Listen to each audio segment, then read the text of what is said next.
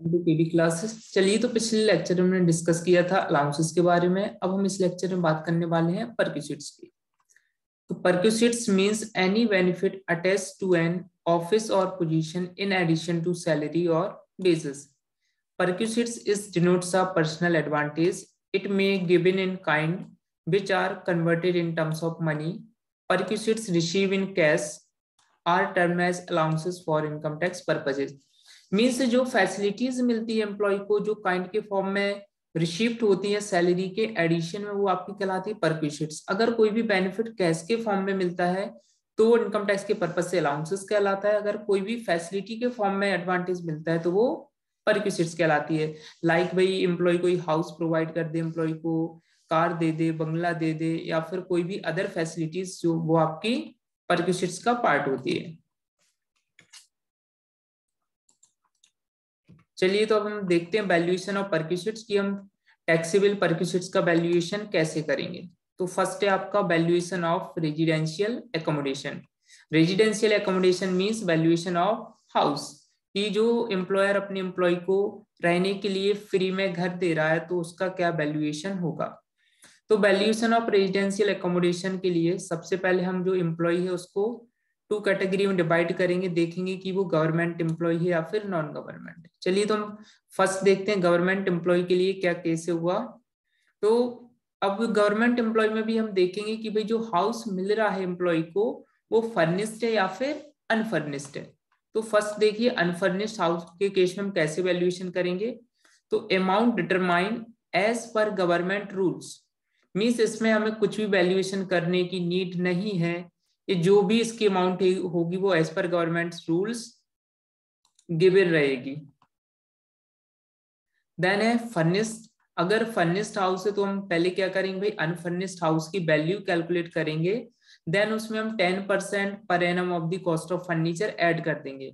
Means unfurnished house की value में हम फर्नीचर की कॉस्ट का 10% ऐड कर देंगे, तो जो अमाउंट निकल के आएगा वो आपकी फर्निश्ड हाउस की वैल्यू होगी। और अगर कुछ भी एम्प्लॉय से उसके बदले लिया जा रहा है, मींस सपोज भाई 10,000 की फैसिलिटी है, एम्प्लॉय से सपोज 2,000 रिकवर किए जा रहे हैं, तो वो उससे डिडक्ट कर देंगे एंड जो फैसिलिटी की टैक्सेबल वैल्यू बचेगी वो 8,000 होगी। मींस अगर उस फैसिलिटी के लिए एम्प्लॉय कुछ भी पेमेंट कर रहा है तो उसका डिडक्शन रिसीव होगा। चलिए, ये था गवर्नमेंट एम्प्लॉय के लिए। अब हम बात करते हैं अदर एम्प्लॉयज के लिए क्या केसेस होंगे। तो फर्स्ट है आपका अनफर्निश्ड हाउस के लिए। तो cities having population exceed 25 lakh as per 2001 census. तो देखिए अदर एम्प्लॉयज के लिए पहले हमें ये भी देखना पड़ेगा कि भाई जो एकोमोडेशन है वो एम्प्लॉयर का खुद का है या पहले एम्प्लॉयर ने किसी से रेंट पर ले रखा फिर अपने एम्प्लॉय को दिया है। तो हम पहले बात करते हैं एकोमोडेशन ओन बाय एम्प्लॉयर, कि भाई जो एकोमोडेशन है वो एम्प्लॉयर का खुद का है।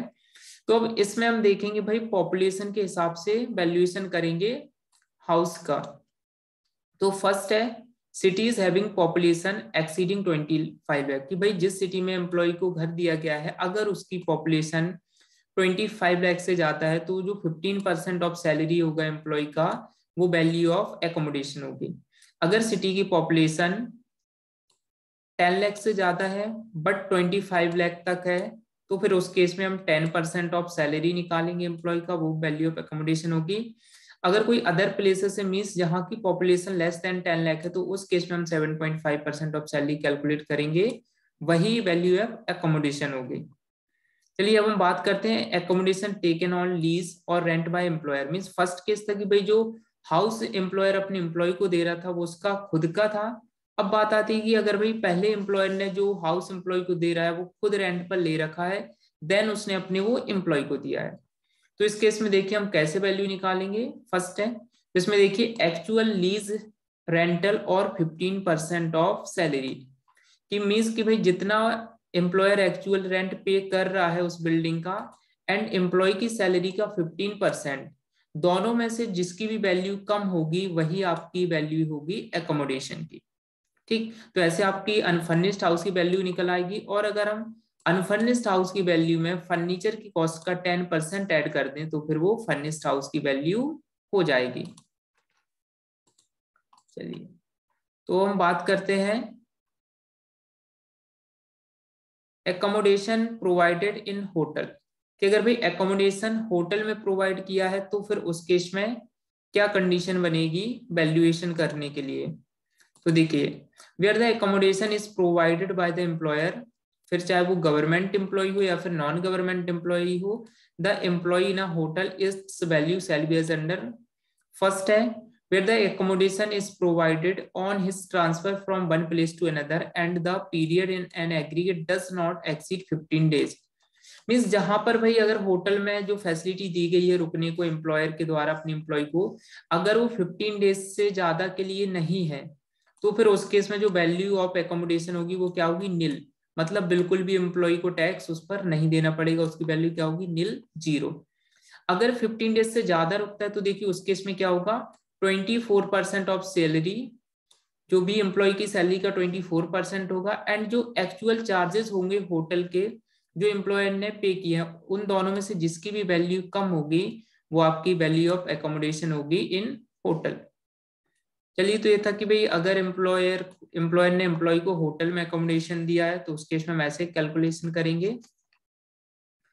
अब हम बात करते हैं meaning of salary for rent free accommodation की। भाई अभी जो सैलरी की बात हो रही थी कि 10% of salary, 15% of salary, 7.5% of salary, तो सैलरी का मीन्स क्या है।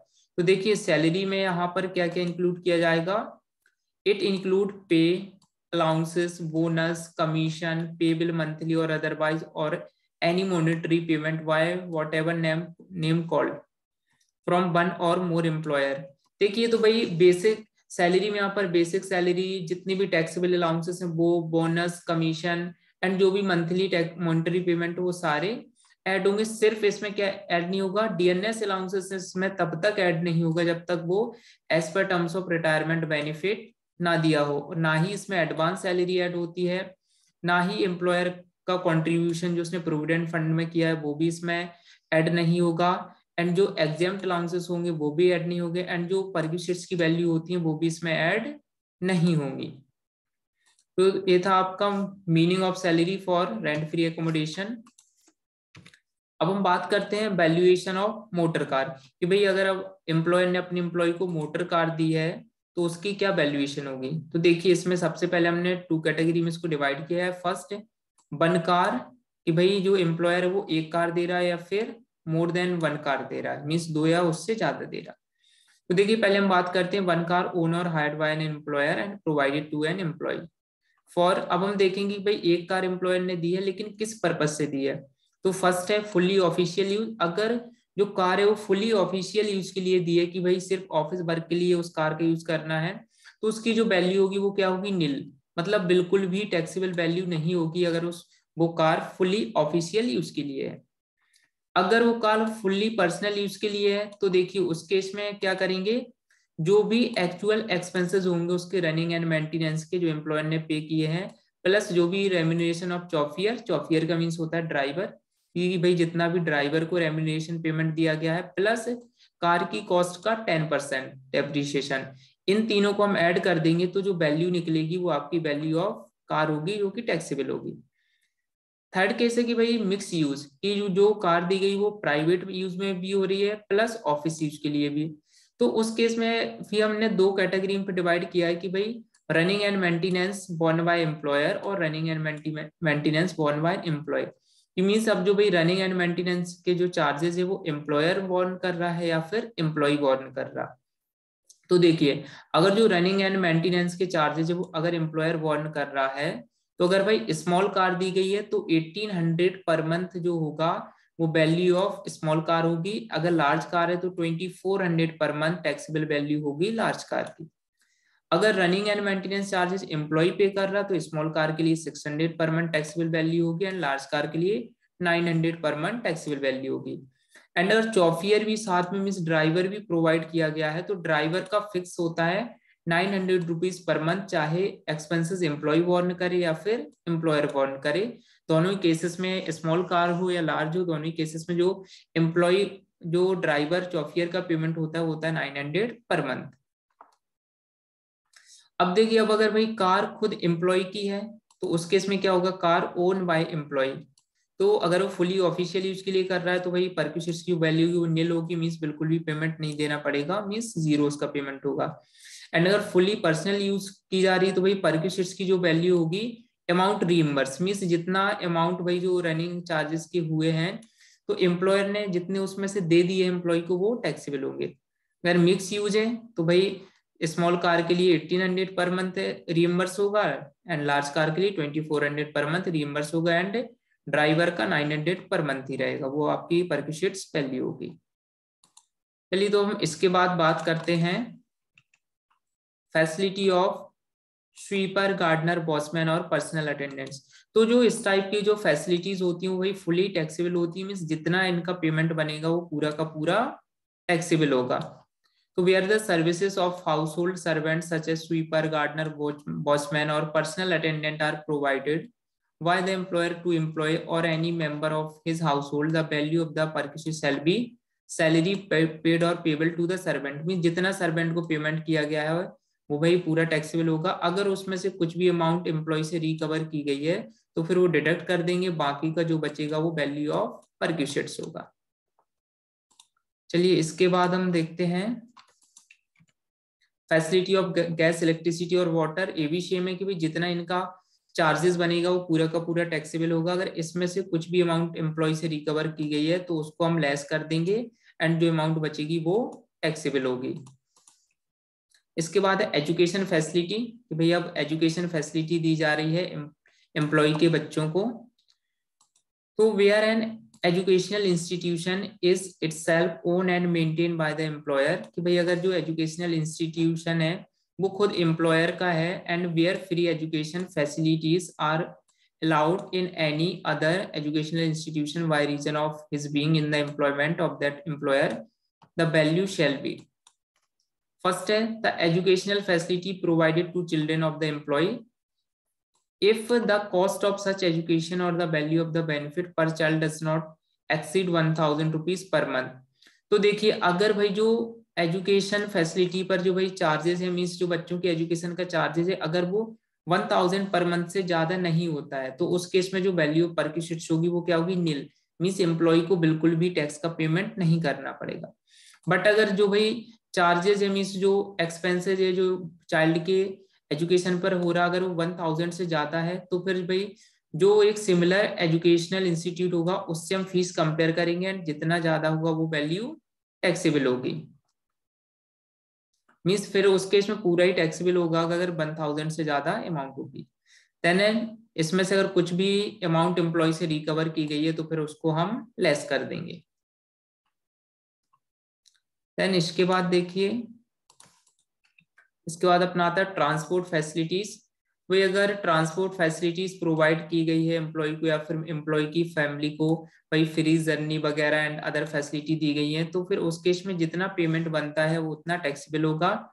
बट अगर ये जो फैसिलिटी है अगर वो एयरलाइन के थ्रू या फिर रेलवे के थ्रू प्रोवाइड की गई है तो उस केस में भाई ट्रांसपोर्ट फैसिलिटी की जो वैल्यू होगी वो पूरी की पूरी एग्जेम्प्ट होगी, मीन्स बिल्कुल भी टैक्स का पेमेंट नहीं करना पड़ेगा। इसके बाद आपका आता है भाई कुछ फ्रिंज बेनिफिट और अमेनिटीज। इसमें आपका फर्स्ट है इंटरेस्ट फ्री और कंसेशनल लोन।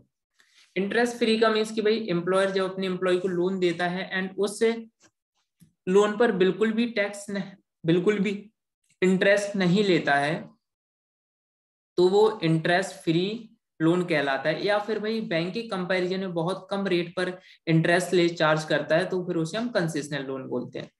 तो इसमें देखिए where the amount of loan in aggregate during the previous year does not exceed 20,000, कि भाई जो लोन की अमाउंट अगर वो 20,000 से ज्यादा नहीं है तो उस केस में जो वैल्यू होगी वो नील होगी, मीन्स बिल्कुल भी इंटरेस्ट टैक्सेबल नहीं होगा। बट अगर जो लोन की अमाउंट है अगर वो 20,000 से ज्यादा है तो फिर जो इंटरेस्ट रेट एम्प्लॉयर चार्ज करेगा उसको हम SBI के रेट से, स्टेट बैंक ऑफ इंडिया के रेट से कंपेयर करेंगे एंड जितना बेनिफिट हो रहा होगा एम्प्लॉय को वो टैक्सेबल होगा। सपोज भाई SBI में उस लोन का रेट है इंटरेस्ट का 10%, बट एम्प्लॉयर दे रहा सिर्फ उसको 6% पर, तो जो 4% का जो बेनिफिट हो रहा है वो टैक्सेबल अमाउंट होगी एम्प्लॉय की। ठीक है, चलिए तो इसके बाद अब हम देखते हैं प्रोविडेंट फंड।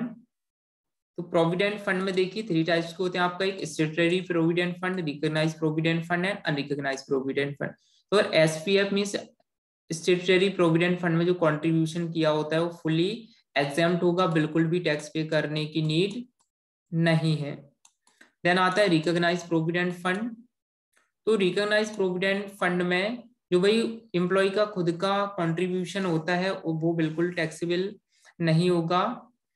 बट अगर एम्प्लॉयर भाई कंट्रीब्यूशन कर रहा है एम्प्लॉय के साथ साथ, तो अगर एम्प्लॉयर ने एम्प्लॉय की सैलरी के 12% से ज्यादा कंट्रीब्यूशन किया तो वो टैक्सेबल होगा। सपोज भाई एम्प्लॉयर ने एम्प्लॉय की जो सैलरी है उसका 14% प्रोविडेंट रिकॉग्नाइज प्रोविडेंट फंड में कंट्रीब्यूशन किया है, तो यहाँ पर ये क्या है 12% से 2% ज्यादा है, तो यहाँ पर 2% क्या होगा टैक्सेबल, मीन्स 12% से जितना ज्यादा कंट्रीब्यूशन होगा वो टैक्सेबल होगा। ऐसे ही अगर इस प्रोविडेंट फंड के अमाउंट पर 9.5% से ज्यादा इंटरेस्ट दिया जा रहा है तो वो टैक्सेबल होगा, एंड अगर 9.5% या उससे कम दिया जा रहा है तो बिल्कुल भी टैक्सेबल नहीं हो रहा। सपोज भाई इस पर 10% इंटरेस्ट दिया जा रहा हो तो 9.5% तक क्या होता है एग्जाम, तो इसमें 0.5% इस केस में क्या होगा टैक्सेबल हो जाएगा। ऐसे ही अब हम देखते हैं अनरिकॉग्नाइज प्रोविडेंट फंड का। तो देखिए अनरिकॉग्नाइज प्रोविडेंट फंड में जब कंट्रीब्यूट करते हैं तो अमाउंट टैक्सेबल नहीं होता, बट जब इससे रिसीव होगा अमाउंट तब जो एम्प्लॉयर का पार्ट होता है वो टैक्सेबल होगा बस। तो ये था अपना प्रोविडेंट फंड। चलिए तो बस आज के लेक्चर में इतना ही। आगे के लेक्चर्स देखने के लिए हमारे चैनल को लाइक शेयर एंड सब्सक्राइब करें। Thank you.